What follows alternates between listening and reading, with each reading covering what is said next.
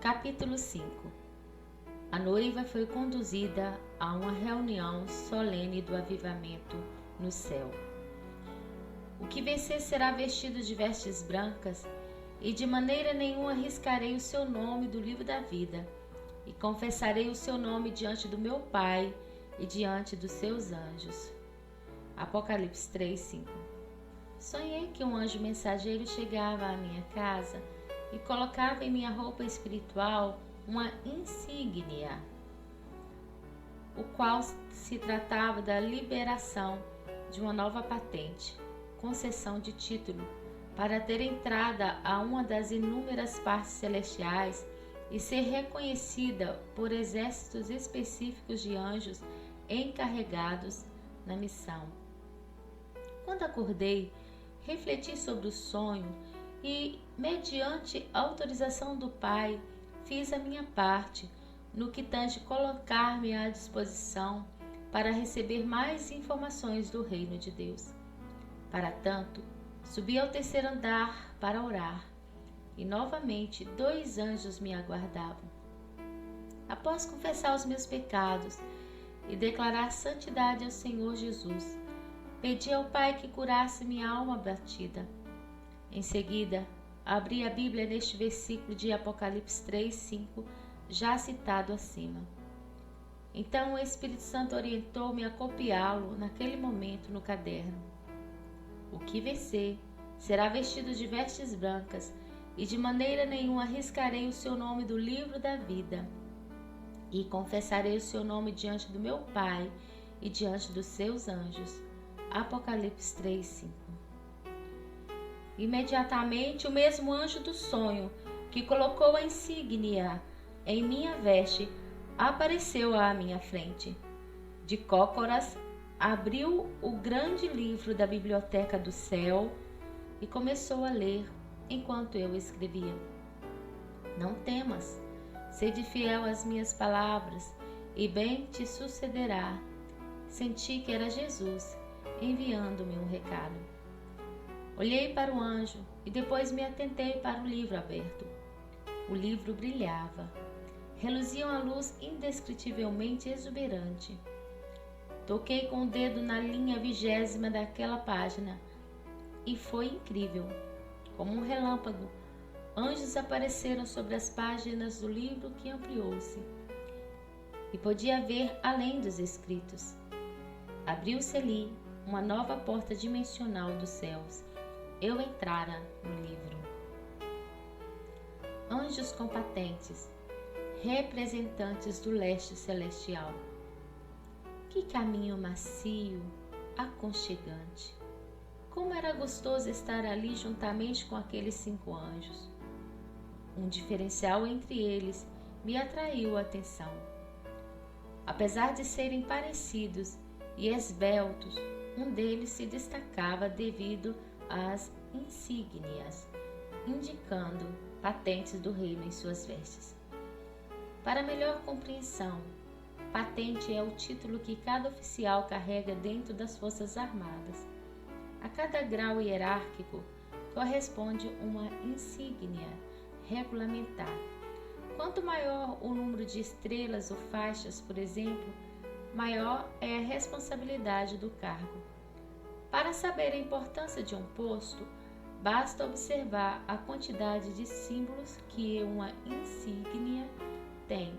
Quem recebe patente tem comando.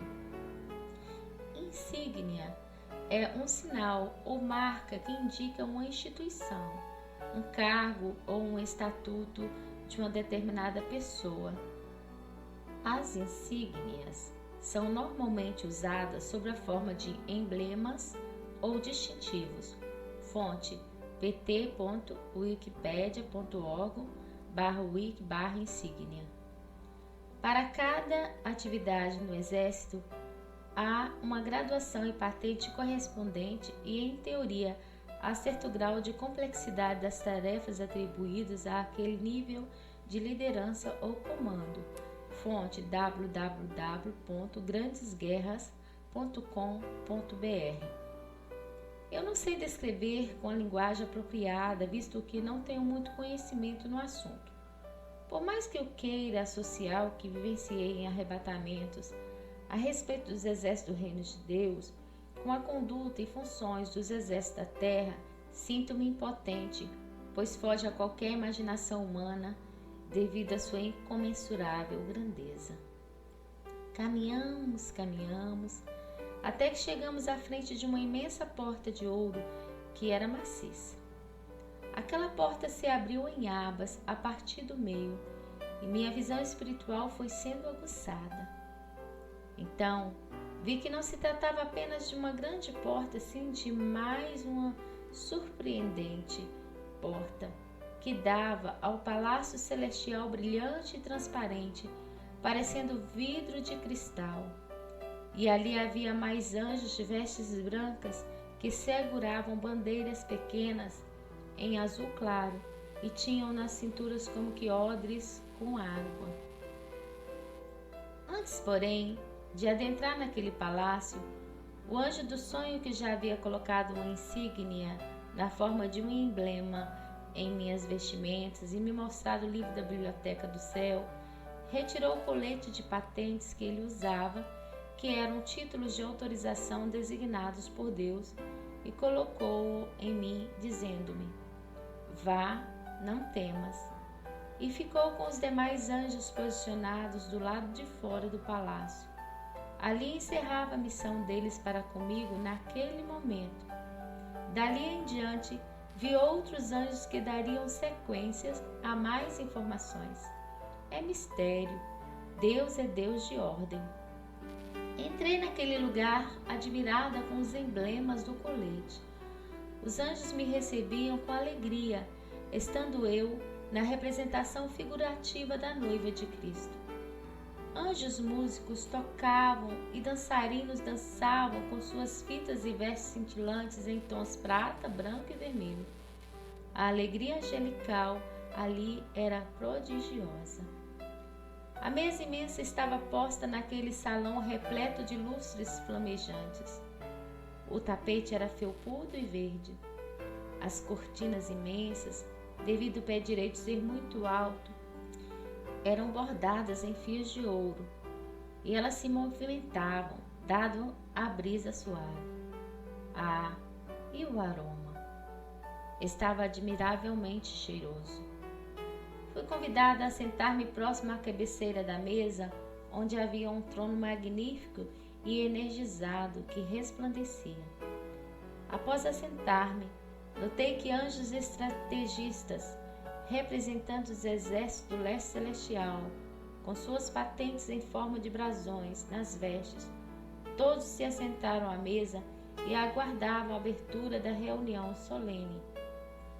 Fiquei olhando para o que estava à cabeceira, assentado no trono, embora a luz fortíssima não mostrasse o seu rosto. E todos ali exaltavam o grande eu sou em diversas línguas celestiais. Um anjo chegou até onde eu estava e me deu uma caneta de ouro e papéis imateriais. Os dizeres estavam em tons prateados e eu não conseguia decifrar. Olhei para os anjos assentados e os mesmos estavam sérios e em silêncio. Por isso, não ousei perguntar do que se tratava. E como representante da noiva de Jesus, juntamente com aqueles anjos líderes, eu optei em aguardar o processar da vontade de Deus naquela reunião solene do avivamento. Esperávamos por mais um tempo e, em dado instante, um anjo chofarista tocou o chofar como sinal de alerta. Todos nós que ali estávamos nos prostramos ao chão em reverência ao grande eu sou, que havia se levantado do trono. Veja Êxodo 3:14. O soberano e majestoso em glória tocou meu queixo com carinho, dizendo para eu me levantar e assentar. Seus olhos estavam como chama de fogo e as orlas compridas de suas vestes davam até os pés. Seus cabelos brancos como a neve. Ah, era assim, era o ancião de dias que me tocou. E quando me tocou, eu estremeci. Apocalipse 1:14, Daniel 7:9. Assentei-me atentamente, fixei os olhos nele, sentia-me atraída por seu olhar. Não mais me importava a presença dos anjos com suas patentes hierárquicas. Ele estava ali e também me observava. Seus olhos miravam os meus olhos espirituais, emitindo luz fortíssima, inundando-me de paz, alegria e refrigério. Foi maravilhoso discernir que era um ancião de dias que estava ali. Ele ordenou que se colocasse em meu útero espiritual um relógio que marcava a hora igual ao tempo dele. Ele fez tudo apropriado ao seu tempo. Também pôs no coração do homem anseio pela eternidade. Mesmo assim, ele não consegue compreender inteiramente o que Deus fez. Eclesiastes 3:11. Ele disse-me: és minha amada, noiva por excelência. Então comecei a chorar e choro agora também nesta gravação, porque é magnífico. Nota, creio que se você está ligado agora com o Espírito Santo de Deus, sentirá como noiva fiel o amor imensurável de Jesus para com sua amada e sentirá saudades da casa do Pai Celeste.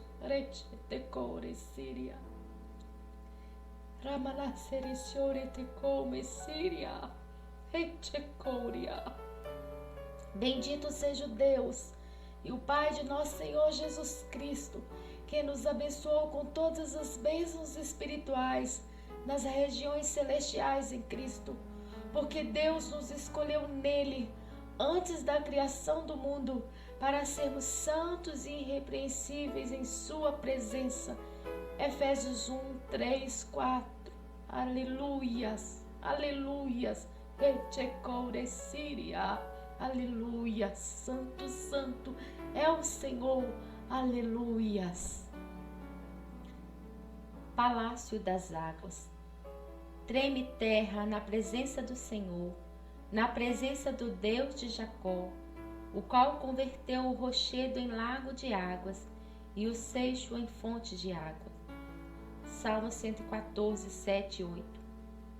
Ainda naquela reunião solene de avivamento, percebi que os anjos ali assentados receberam fones conectados ao teto do palácio para colocarem nos ouvidos.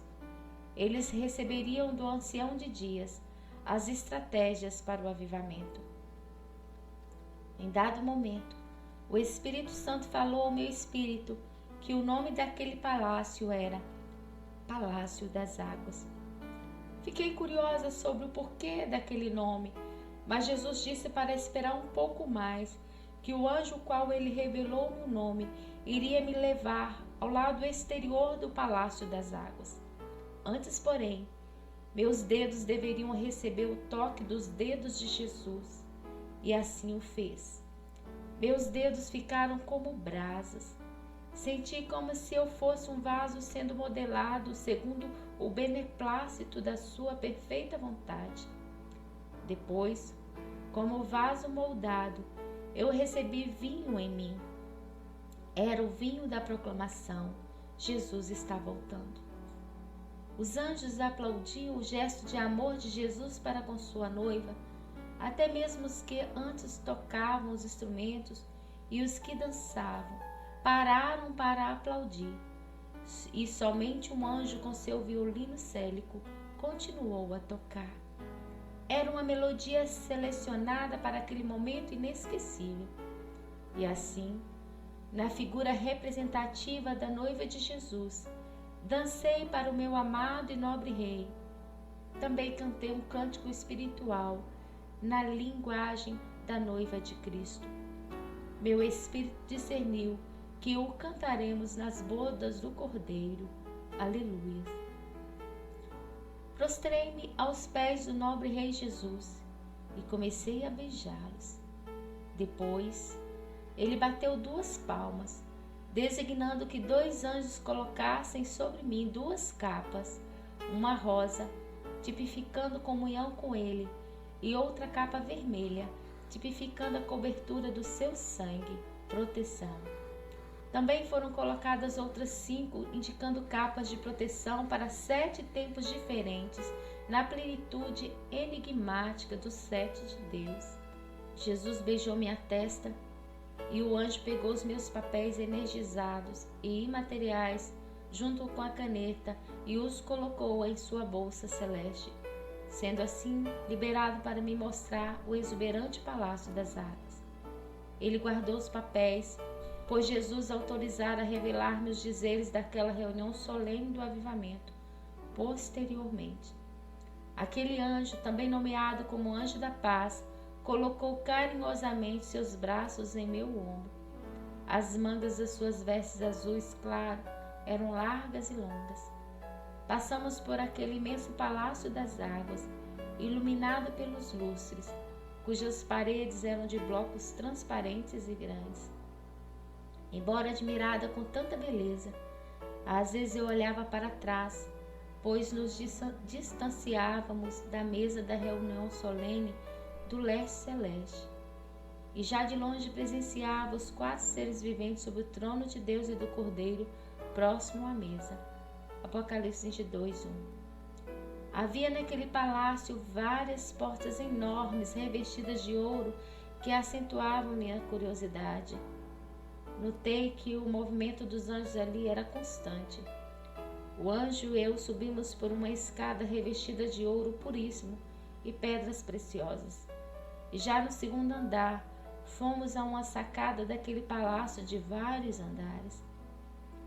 Fiquei impressionada com tanta água cristalina que descia. Era como uma imensa cachoeira que vinha das dimensões dos céus. Eu olhava para o alto, porém, não conseguia ver o início da fonte. O bradar das águas era terrivelmente assustador aos meus ouvidos. No entanto, ao mesmo tempo, leve e suave. Nas asas do anjo, sobrevoei, passando pela imensidão das águas, sem ser lançada em suas profundezas. Entramos nas rochas cristalinas ali dentro, além das águas. Quantos tesouros! Quantas pedras preciosas, que água deliciosa para se beber e saciar a sede. Quanto mais bebia, mais me fortalecia da água da vida. A água que eu lhe der se tornará nele uma fonte de água a jorrar para a vida eterna. João 4:14. Depois, entre imensuráveis montantes de água e rochas, entramos por um túnel porta e saímos em outra dimensão das águas. Desta vez, eu via lagos azuis e brilhantes, e também lagos de fogo celestial, que ao entrar nele fui inundado pela glória de Deus. Cada lago tinha uma virtude específica em suas águas. Entre eles estavam lagos de águas que curam enfermidades. Por onde entre as águas passávamos, minhas vestes espirituais recebiam virtudes. Em seguida, presenciei anjos pegando as águas dos lagos do leste em vasilhames e lançando-as sobre as pessoas na terra. O avivamento inundava os templos. Quanto mais o povo de Deus buscava por avivamento com sinceridade diante dele, maior era o nível das águas. Ao retornarmos para a dimensão espiritual e territorial de onde estava a escrever, observei que aquele anjo que havia me apresentado o Palácio das Águas continuava ao meu lado. Alegrei e sorridente, ele mostrou-me na Bíblia o versículo de Isaías 58:11, que diz: "E o Senhor te guiará continuamente e fortificará os teus ossos, e serás como o jardim regado e como a fonte cujas águas nunca faltam." Essas experiências concedidas por Deus muitas vezes me deixavam o restante do dia sem forças para finalizar as tarefas do lar. Estar presente nesse palácio das águas me fez recordar a visão de Ezequiel sobre o templo. Ele relatou a partir do capítulo 40 as medidas deste templo e no capítulo 47 finalizou relatando o que aconteceria com a água que saía de dentro do templo. O templo que Ezequiel viu foi o templo espiritual, e essas águas, avivamento, vão lavar e purificar as águas do mar, o mundo, e por onde as águas passarem. Transformará tudo que estiver morto em vida, mas os pântanos e os charcos não sararão, serão deixados para o sal. Ezequiel 47:11. Esta água é a água do Espírito Santo. Capítulo 6. O Supremo Concílio Celestial do Avivamento. Certamente o Senhor Jeová não fará coisa alguma sem ter revelado o seu segredo aos seus servos, os profetas. Bramiu o leão, quem não temerá? Falou o Senhor Jeová, quem não profetizará? Amós 3, 7, 8. Uma noite determinada pelo Espírito Santo, sendo quase 0 hora, após orar, passei a receber novas revelações através do anjo de vestes azuis, o mesmo que fora escolhido por Jesus a me passar revelações sobre a reunião solene que ocorrera no Palácio das Águas. Ele mostrou-me os papéis e materiais que tinha em mãos, no qual antes estava em sua bolsa celeste, e como que em um filme, em espírito, passei a fazer parte dele. Naquele momento, mais uma porta abria-se para o reino celeste. Interessante foi quando o anjo indicado para esta missão mostrou-me a terceira folha daqueles papéis, apontando para que eu a olhasse. Olhei e notei a presença de vários anjos líderes com suas vestes específicas, e eles adentravam pela sala das nações. Observei que na porta de entrada havia diversas bandeiras de países da terra, porém com um novo visual. O toque do Espírito Santo mudará as nações, e isso acontecerá por meio da intercessão da noiva fiel pelas nações da terra, pedindo ao Senhor que quebre as muralhas, os grilhões e a frieza espiritual, para que o nome de Jesus Cristo, o Salvador da humanidade, seja exaltado. Aqueles anjos líderes foram instituídos por Deus a fazerem parte da reunião solene na sala das nações. Muitas vozes de povos, línguas e nações ali também estavam aguardando o início da reunião, quando o sino soou fortemente. De repente, na figura representativa da noiva de Jesus, passei a vivenciar algo amavelmente extraordinário. Ele se aproximava com seus 7 olhos e 7 chifres. Sim, era ele mesmo, o Cordeiro de Deus. Apocalipse 5, 6. Todos os presentes naquela reunião solene, o Supremo Concílio do Avivamento, o reverenciava, prostrando-se diante da sua presença gloriosa. E uma bandeira em chamas de fogo célico, a bandeira do avivamento, vindo de onde estava o Cordeiro, Jesus, foi colocada próxima à noiva ságrada. Nota: noiva ságrada, conforme já revelado no primeiro livro, Carta de Jesus para sua noiva, Memoráveis Arrebatamentos. É uma sigla profética, cujo significado da revelação deste nome é: sai para o grande dia do avivamento. A bandeira do avivamento em chamas envolveu a noiva, deixando-a reluzente pelo poder de Deus. E 2 anjos autorizados pelo Espírito Santo de Deus tocaram nos chifres do Cordeiro. O chifre tipifica autoridade, maturidade, força e poder. Em seguida, tocaram nas mãos da noiva de Jesus, e eu discerni tratar-se de autoridade liberada da 7ª torre chifre de comando do avivamento. O 7º chifre, conforme me foi revelado no segundo livro, Os Segredos de Deus, Inesquecíveis Arrebatamentos, no capítulo 4, fica no céu.